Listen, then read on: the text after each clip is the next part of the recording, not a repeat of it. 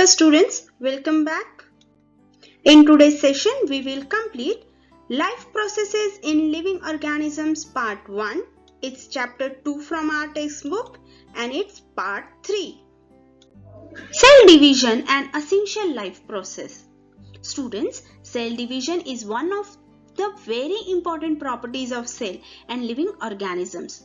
Due to this property only, a new organism is formed from existing one. A multicellular organisms grow up and emaciated body can be restored. आता students तुम्हाला माहिती आहे की sale division जे आहे एक important property आहे. जेवढे पण सेल्स आहे, जेवढे पण लिव्हिंग ऑर्गॅनिझम आहेत त्यांची याच प्रॉपर्टीमुळे न्यू ऑर्गॅनिझम्स काय होतात, फॉर्म होतात. त्याच्यामुळेच मल्टीसेल्युलर ऑर्गॅनिझम्स जे असतात ते ग्रो करतात आणि त्यांच्या बॉडीमध्ये कुठेही काही खराबी आली असेल, सेल डॅमेज झाले असतील तर ते रिस्टोर करण्याचं काम पण सेल डिव्हिजन मुळेच होतं. आता रिस्टोर करणे म्हणजे काय काय होत असेल बरं. आता समजा तुमच्या हातावर, चेहऱ्यावर, पायावर कुठेही साधीशी जखम झाली असेल तर ती काही दिवसांनी काय होते, स्वतःहून भरते. हे का बरं होतं, ह्याच्या मागे पण कारण आहे सेल डिव्हिजन. आता सेल डिव्हिजन जे आहे it's of two types. There are two types of cell divisions as mitosis and meiosis. आता सेल डिव्हिजनचे दोन टाइप्स आहे, मायटोसिस अँड मियोसिस. आता मियोसिस मध्ये आणि मायटोसिस मध्ये काय काय टाइप आहे सेल डिव्हिजनचे ते बघूया. मायटोसिस मध्ये काय होतं, कोणत्या टाइप्सच्या सेल्स मध्ये हे होतं तर सोमॅटिक सेल्स मध्ये होतं आणि दुसरं कशामध्ये होतं, स्टेम सेल्स मुळे होतं. whereas meiosis occurs in germ cells. आता जर्म सेल्स जे आहे त्याच्यामध्येच मियोसिस हा प्रोसेस होणार आहे. आता सेल डिव्हिजन किती टाइप्सचे आहे, दोन टाइप्सचे आहे. कोणते कोणते, मायटोसिस अँड मियोसिस. मायटोसिस कोणत्या सेल्स मध्ये होतं, सोमॅटिक सेल्स आणि स्टेम सेल्स ह्या दोन सेल्स मध्येच होणार. मियोसिस हे कशामध्ये होणार आहे, जर्म सेल्स जे असतात त्याच्यामध्ये होणार आहे. Before study of cell division, we should know the structural organization of cell that we have studied earlier. Each cell has a nucleus. Beside other cell organelles are also present. आता काय होतं की जेवढे पण सेल डिव्हिजन्स होतात हे कसे होतात, का बरं होतात, ह्याच्या आधी आपल्याला स्ट्रक्चर ऑर्गनायझेशन जी आहे सेलची ती थोडीशी समजावी लागणार आहे. आता न्यूक्लियस तुम्हाला माहिती आहे की प्रत्येक सेल मध्ये न्यूक्लियस हा काय आहे, एक इम्पॉर्टंट ऑर्गेनेल आहे, इम्पॉर्टंट कंपोनेंट आहे सेलचा. त्याच्यासोबतच अदर सेल ऑर्गेनेल्स पण प्रेझेंट असतात. अदर सेल ऑर्गेनेल्स मध्ये काय काय येणार आहे आपलं बघा, एंडोप्लाझ्मिक रेटिक्युलम येणार आहे, मायटोकॉन्ड्रिया येणार आहे, सायटोप्लाझम येणार आहे, वॅक्युअल्स येणार आहे, गोल्गी कॉम्प्लेक्स येणार आहे. मग हे काय आहे, सेल कंपोनेंट्स आहे. मग सेल ऑर्गेनेल सोबत न्यूक्लियस पण प्रेझेंट असणार आहे. पण न्यूक्लियस हा काय आहे, एक इम्पॉर्टंट कॉन्स्टिट्यूएंट आहे. Let us study the cell division with the help of the this information whatever we have. Before any type of cell division, the cell doubles up its chromosome number present in its nucleus. That is, if chromosome number is 2n, it is doubled up to 4n. आता जेव्हा sale division होतं त्याच्यामधले जे chromosomes आहे, sale मधले जे chromosomes आहे ते काय करतात, स्वतःला डुप्लिकेट करतात, डबल अप करून घेतात. आता हे क्रोमोझोम कुठे प्रेझेंट असतात, न्यूक्लियस मध्ये प्रेझेंट असतात. आता क्रोमोझोम्स काय आहे हे आपण 9th स्टँडर्ड मध्ये डिटेल मध्ये अभ्यास केलेला आहे. मग आता डबल होणे म्हणजे काय, जर समजा क्रोमोझोम 2n आहे तर तो डबल होऊन किती होणार आहे, 4n होणार आहे. A pair of each type of chromosome is present in 2n condition, whereas single chromosome of each type is present in n condition and their structure is like the shown in figure. आता काय होतं, pair जे आहे क्रोमोझोम्सचे pair जे आहे ते 2n च्या condition मध्ये प्रेझेंट असतात आणि सिंगल क्रोमोझोम असेल तर तो n कंडिशन मध्ये असेल. आता त्यांचं स्ट्रक्चर इथे हा डायग्राम मध्ये काय दिलेलं आहे, हे स्ट्रक्चर दिलेलं आहे कोणाचं, क्रोमोझोम्सचं. लक्षात आलंय का काय केलंय आपण. आता 2n काय आहे, n काय आहे हे आपण कुठे अभ्यास केलेला आहे, 9th स्टँडर्ड मध्ये डिटेल मध्ये ह्याचा अभ्यास आपण केलेला आहे. Cell division first type is mitosis. Now let's understand mitosis division. Somatic cells and stem cells divided by mitosis. आता आपल्या बॉडीमध्ये जे सेल्स तुम्हाला दिसतात म्हणजे तुमच्या हातामध्ये, तुमच्या पायामध्ये, तुमच्या फेस वरती, इंटरनल बॉडी पार्ट्स मध्ये जेवढे पण सेल्स आहे ते कोणते कोणते आहे, somatic cells and stem cells असतात. Mitosis is completed through two main steps. आता मायटोसिस जे आहे ते 2 टाइप्स मध्ये कंप्लीट केले जातात. Those two steps are karyokinesis, nuclear division and cytokinesis, cytoplasmic division. आता फर्स्ट स्टेप मध्ये काय होतं, कायरोकायनेसिस मध्ये न्यूक्लियर डिव्हिजन होणार आहे म्हणजे जो मेन सेंट्रल पार्ट आहे तो डिवाइड होणार आहे. सायटोकायनेसिस मध्ये काय होणार आहे, सायटोप्लाझ्मिक डिव्हिजन. आता कायरोकायनेसिस इज कंप्लीटेड थ्रू 4 स्टेप्स. कायरोकायनेसिस मध्ये किती स्टेप्स इन्व्हॉल्व आहे, 4 स्टेप्स इन्व्हॉल्व आहे. Prophase. In prophase, condensation of basically thread-like chromosomes starts. Due to this, they become short and thin, and they start to appear along with their pairs of sister chromatins. Centriole duplicate, and each centriole moves to opposite poles of the cell. Nuclear membrane and nucleolus starts to disappear. आता ह्याच्यामध्ये काय होतं, prophase हा पहिला काय आहे, prophase आहे. Prophase मध्ये काय होतं, जेवढे पण क्रोमोझोम्स असतात ते स्वतःला काय करायला सुरू होतात, श्रिंक करायला सुरू होतात, छोटे छोटे होत जातात, थिन होत जातात आणि आपल्या जे क्रोमोझोम्सचे पेअर असतात त्यांच्या सोबत ते काय होतात, जवळ येतात आणि सेंटर पोझिशन अपियर करायचा प्रयत्न करतात. आता हे जे सेंट्रिओल्स आहे, हा जो सेंट्रिओल आहे ते पहिले काय झाला, डुप्लिकेट झाला आणि दोन्ही काय झाले, ऑपोजिट पोल्स मध्ये म्हणजे समोरासमोर ते काय झाले, आले. त्याच्यानंतर काय होतं की जे न्यूक्लियर मेम्ब्रेन आहे त्या न्यूक्लियोलसची ती काय व्हायला सुरुवात होते, हळूहळू डिसअपियर व्हायला सुरुवात होते. हे सगळं कशामध्ये होतं, प्रोफेस मध्ये. आता प्रोफेस मध्ये काय होतं, जे सेंटर क्रोमोझोम्स असतात ते थ्रेड लाईक होतात, कंडेन्स व्हायला सुरू होतात, श्रिंक व्हायला सुरू होतात, छोटे होतात, थिक होतात. त्याच्यानंतर आपल्या सिस्टर क्रोमॅटिन्स जे असतात त्यांच्या सोबत पेअर मध्ये येतात. सेंट्रिओल जे आहे डुप्लिकेट होतं आणि ऑपोजिट पोल्स मध्ये जातात. त्याच्यानंतर न्यूक्लियर मेम्ब्रेन जी आहे आणि न्यूक्लियोलस जे आहे ते हळूहळू डिसअपियर व्हायला सुरुवात होते. हे कशामध्ये आहे, फर्स्ट स्टेप मध्ये आहे. Now second step, metaphase. Metaphase मध्ये काय होतं बघा, nuclear membrane completely disappears in metaphase. आता न्यूक्लियर मेम्ब्रेन जी आहे ती पूर्णपणे काय होऊन जाते, डिसअपियर होऊन जाते. आता इथे तुम्हाला डॉट डॉट दिसताय का, मगाशी जी स्लाइड आपण बघत होतो तिथे असे व्हाईट कलरचे डॉट्स होते, बरोबर की नाही, ते आता आहे का इथे, नाही, ते नाहीये. आता पुढे, chromosomes complete their condensation and become clearly visible along with their sister chromatins. आता काय होतं, जेवढे पण क्रोमोझोम्स कंडेन्स झाले होते ते आपल्याला दिसायला सुरुवात होते आणि ते आपल्या सिस्टर क्रोमॅटिन सोबतच क्लिअरली विजिबल राहतात.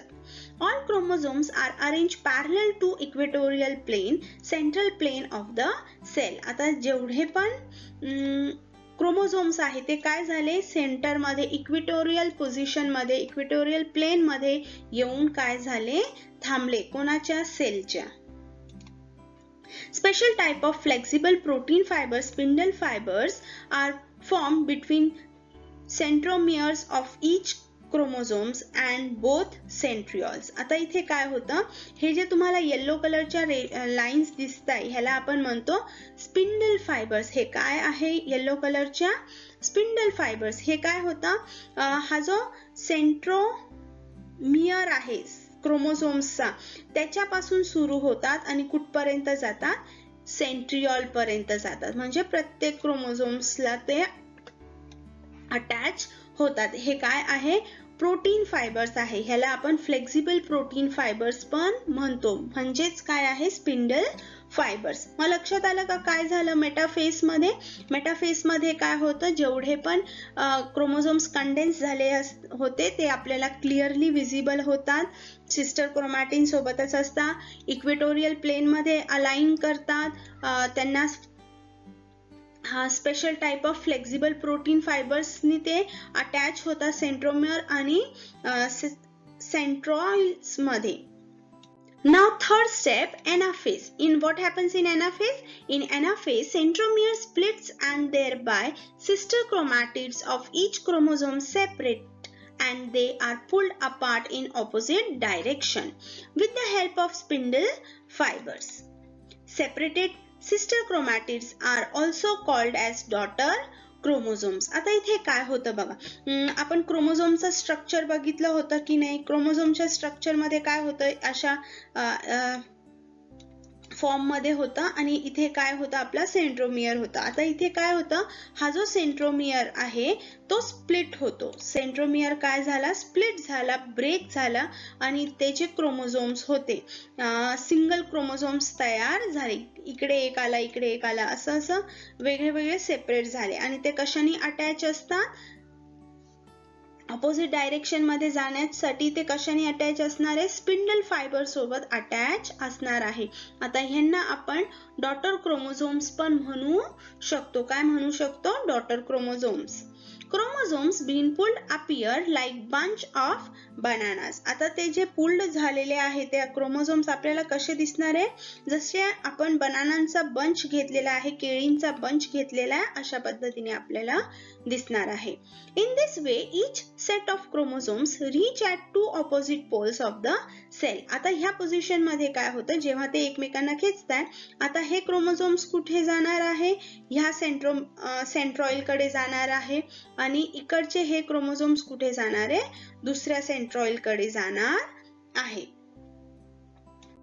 आता लास्ट स्टेप जो आहे कायरोकायनेसिसचा तो कोणता आहे? टीलोफेसचा. The chromosomes which have reached at opposite poles of the cell now starts to decondense, due to which they again become thread-like, thin and invisible. आता काय होतं, जेव्हा क्रोमोझोम्स जे सेपरेट झाले होते ते ऑपोजिट पोल्स मध्ये रीच झालेले आहे. रीच झाल्यानंतर ते परत डिकंडेन्स व्हायला सुरुवात होतात. डिकंडेन्स म्हणजे हळूहळू ते लूज व्हायला सुरुवात होतात आणि परत थ्रेड लाईक थिन इनविजिबल क्रोमोझोम्सच्या फॉर्म मध्ये ते काय होतात? कन्वर्ट व्हायला सुरुवात होतात. Nuclear membrane is formed around each set of chromosome reached at poles. आता काय होतं, जेव्हा ते रीच होतात, आपल्या सेंट्रॉइडच्या जवळ जाऊन पोहोचतात, तेव्हा त्यांची जी न्यूक्लियर मेम्ब्रेन असते ती परत, आता इथे व्हाईट कलरचे डॉट्स तुम्हाला दिसताय बरोबर, ह्या पद्धतीने ते काय व्हायला सुरुवात झाली? न्यूक्लियर मेम्ब्रेन फॉर्म व्हायला सुरुवात झाली. म्हणजे एक इकडे न्यूक्लियर मेम्ब्रेन आहे, इकडे एक न्यूक्लियर मेम्ब्रेन आहे.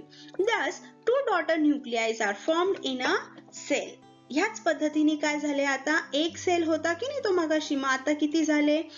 1 and 2.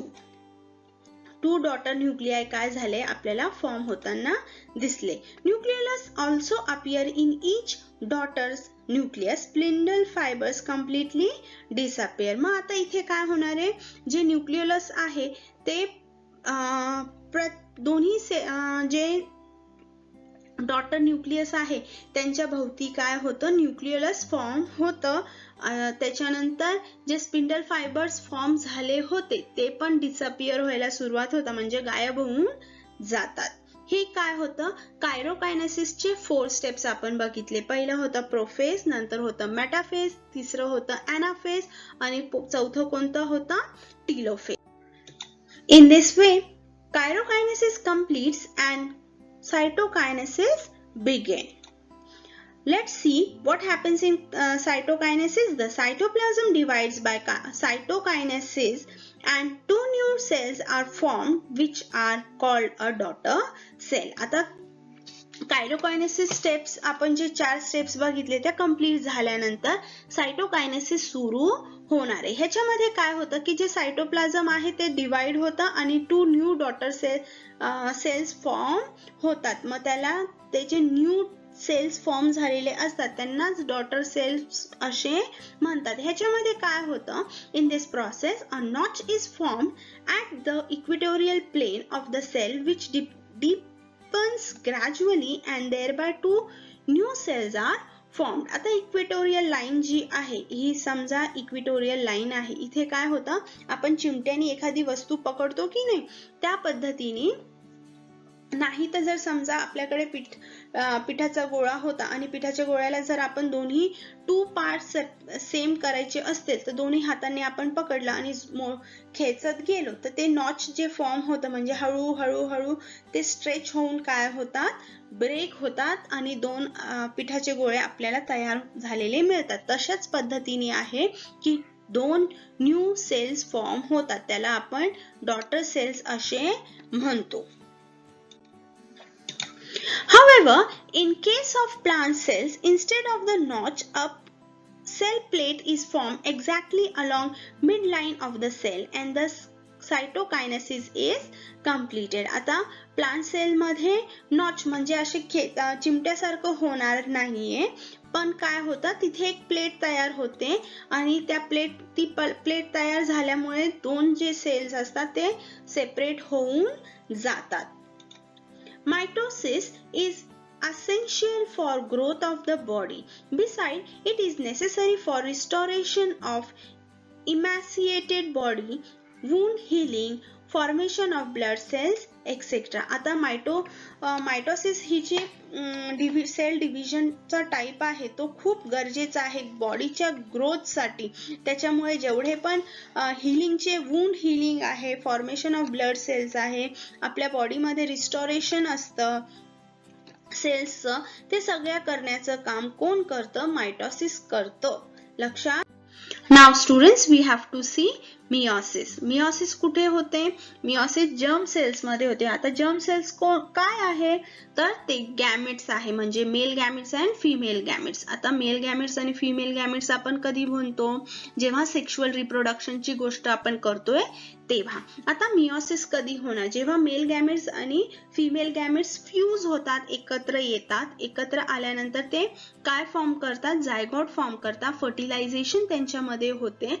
फर्टिलायझेशन झाल्यानंतर ते जे स्टेप्स फॉलो करतात ते काय आहे, मियोसिस आहे. काय आहे, मियोसिस आहे. आता मियोसिस हे किती प्रकाराचे होतात, किती टाइप्सचे आहे बघा. Meiosis is completed through 2 stages. याच्यामध्ये 2 स्टेजेस इन्व्हॉल्व आहे. कोणत्या कोणत्या आहे बघूया. Those 2 stages are meiosis 1 and meiosis 2. In meiosis 1, recombination crossing over occurs between homologous chromosomes and thereafter those homologous chromosomes, not sister chromatids, are divided into 2 groups and thus 2 haploid cells are formed. आता याच्यामध्ये काय होतं की जेव्हा zygote formation झालेला आहे ह्याच्यामध्ये ना खूप सारे स्टेजेस असतात.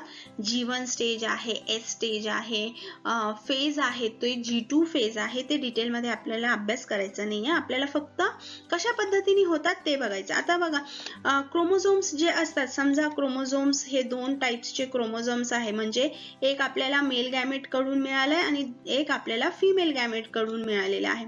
आता त्यांच्यामध्ये काय होणार आहे, क्रॉसिंग ओव्हर होणार आहे, म्हणजे ते जायगोट फॉर्मेशन जेव्हा होईल तेव्हा ते फॉर्म होतात. मग आता तिथे ते कशा पद्धतीने फॉर्म करणार आहे बघा. त्यांचं जे क्रोमॅटिन आहे ते एक्सचेंज होणार आहे. क्रोमॅटिन एक्सचेंज झाल्यानंतर ते एकमेकांसारखे आयडेंटिकल राहत नाही. त्यांच्यामध्ये क्रॉसिंग ओव्हर झाल्यानंतर त्या अशा पद्धतीने त्याचे जेनेटिक मटेरियल आहे ते काय करतात, एक्सचेंज करतात. म्हणून जेवढे पण आपले सिबलिंग्स असतात, म्हणजे आपले भाऊ बहीण वगैरे जे असतात ते एकसारखे का बरं नसतात, कारण ते जे क्रोमॅटिन आहे ते एक्सचेंज झालेले असतात. फक्त आयडेंटिकल ट्विन्स जे असतात तेच सारखे आपल्याला दिसू शकतात. लक्षात आलं का काय होतं? आता ही जी स्टेप आहे ती कुठे फॉलो केली जाणार आहे? तर ती फॉलो केली जाणार आहे प्रोफेस 1 मध्ये. प्रोफेस 1 मध्ये तसं होतं. त्याच्यानंतर ते जे सेंट्रॉइड्स असतात ते हळूहळू ऑपोजिट डायरेक्शन मध्ये शिफ्ट व्हायला सुरुवात होतात. न्यूक्लिअर मेम्ब्रेन पण हळूहळू डिझॉल्व्ह व्हायला सुरुवात होते. जेवढे पण क्रोमोझोम्स असतात ते कंडेन्स होऊन जातात, थिन होतात आणि क्रोमोझोम फॉर्म झालेले असतात. बरोबर की नाही? बरं, त्याच्यानंतर आहे मेटाफेस 1. मेटाफेस मध्ये काय होतं? जेवढे पण क्रोमोझोम्स आहेत ते सगळे इक्विटोरियल लाईनला अलाइन होतात. अलाइन झाल्यानंतर ते जे सेंट्रिओल्स असतात ते ऑपोजिट डायरेक्शन मध्ये ऑपोजिट पोल्स वरती जाऊन थांबतात. न्यूक्लिअर मेम्ब्रेन जी असते, ही जी न्यूक्लिअर मेम्ब्रेन तुम्हाला दिसते ही काय होऊन जाते? पूर्णपणे डिसअपियर होऊन जाणार आहे. स्पिंडल फायबर्स पण काय झालेले आहे? फॉर्म झालेले आहे. स्पिंडल फायबर च्या मदतीने क्रोमोझोम्स जे आहेत ते अटॅच होतात. एनाफेज मध्ये काय होतं? एनाफेज मध्ये ते परत सेंट्रॉइड कडे काय केले जातात? खेचले जातात आणि एकमेकांपासून सेपरेट होतात. ज्या पद्धतीने आपण मायटोसिस मध्ये बघितलं होतं त्याच पद्धतीने होतं इथे पण. तसंच टीलोफेज मध्ये पण क्रोमोझोम्स जे पूर्णपणे सेपरेट, एकमेकांपासून सेपरेट होतात, सेंट्रिओल कडे येऊन जातात. त्याच्यानंतर त्यांचे न्यूक्लिअर मेम्ब्रेन फॉर्म होऊन जाते आणि इथे 2 हॅप्लॉइड सेल्स काय झाले? फॉर्म झालेले असतात. इथे आपण त्यांना क्रोमॅटिन, त्याच्यामधलं जे क्रोमॅटिन आहे, क्रोमोझोम्स आहे ते काय झालेलं असतं? परत एक्सपांड होतं, परत थिन लाईक स्ट्रक्चर होऊन जातं आणि 2 डॉटर सेल्सच्या जागेवर आपण काय म्हणणार आहे? 2 हॅप्लॉइड सेल्स फॉर्म झालेले आहे असे म्हणणार. आता मियोसिस 2 मध्ये काय होतं बघूया. Meiosis 2 is just like mitosis. Meiosis 2 पूर्णपणे मायटोसिस सारखीच आहे. In this stage 2 haploid daughter cells formed in meiosis 1 undergoes division by separation of recombined sister chromatins and form 4 haploid daughter cells are formed.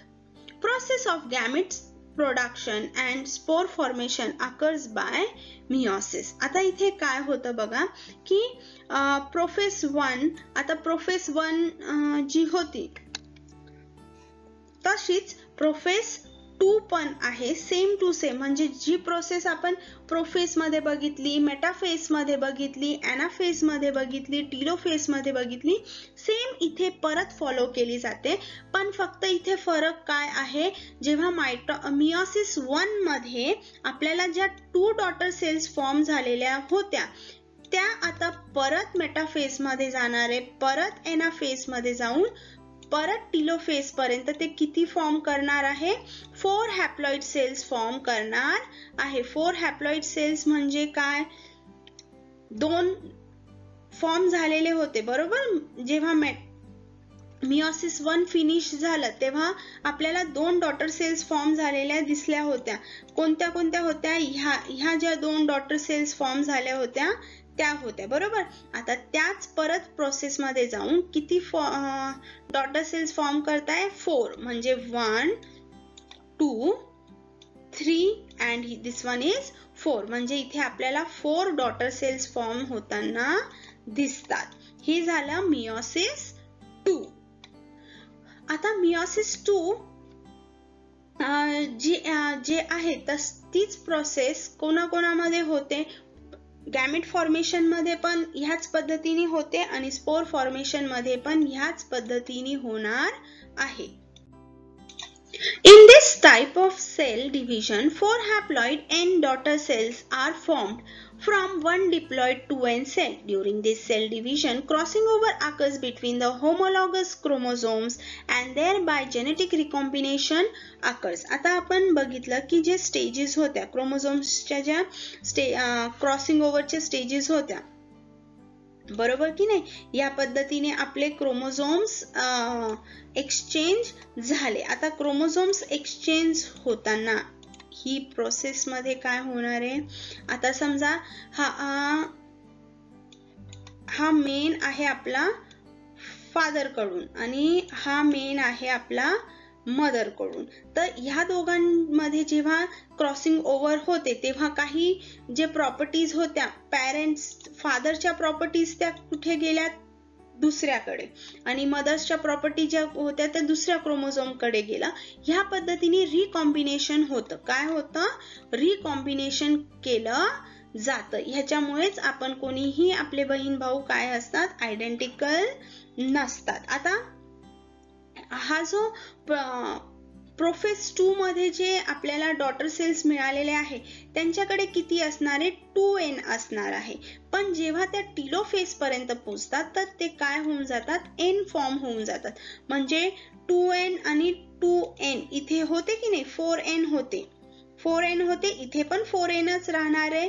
पण ते काय होणार आहे, एकमेकांपासून काय होणार आहे, सेपरेट होणार आहे. Due to this, all the 4 daughter cells are genetically different from parent cells and from each other too. ह्याच्यामुळेच काय होतं, आता जसं प्रोफेस 1 मध्ये जेनेटिक रिकॉम्बिनेशन झालं होतं तशाच पद्धतीने प्रोफेस 2 मध्ये पण जेनेटिकल रिकॉम्बिनेशन होणार आहे. म्हणजे काही इकडच्या क्रोमोझोम्सच्या प्रॉपर्टीज दुसऱ्या क्रोमोझोम कडे शिफ्ट केले जातात, दुसऱ्या क्रोमोझोमच्या पहिल्या क्रोमोझोम कडे शिफ्ट केले जातात. याला जेनेटिक रिकॉम्बिनेशन असे म्हणतात. आता म्हणून कोणताही डॉटर सेल एकमेकांसारखा दिसणार नाही, एकमेकांसारखा पण दिसणार नाही आणि आपल्या पॅरेंट्स सारखा पण दिसणार नाही. आता मियोसिस बघा, इंटरफेस प्रत्येकामध्ये असणारे, मायटोसिस मध्ये पण असतं, मियोसिस मध्ये पण आहे. मियोसिस 1 मध्ये prophase 1, metaphase 1, anaphase 1, telophase 1. Meiosis 2 मध्ये prophase 2, metaphase 2, anaphase 2, telophase 2 and daughter cells form झाल्या. मियोसिस 1 मध्ये आपल्याला 2 डॉटर सेल्स मिळाल्या होत्या, म्हणजे 1 and 2. पण मियोसिस 2 नंतर आपल्याला किती डॉटर सेल्स मिळाल्या, 4. 1, 2, 3 and 4. लक्षात आला का, मियोसिस 1 and मियोसिस 2. मियोसिस कोणामध्ये होणार आहे, गॅमेट्स मध्ये होणार आहे, मेल गॅमेट्स आणि फिमेल गॅमेट्स मध्ये होणार आहे जेव्हा सेक्शुअल रिप्रोडक्शन असेल तेव्हा.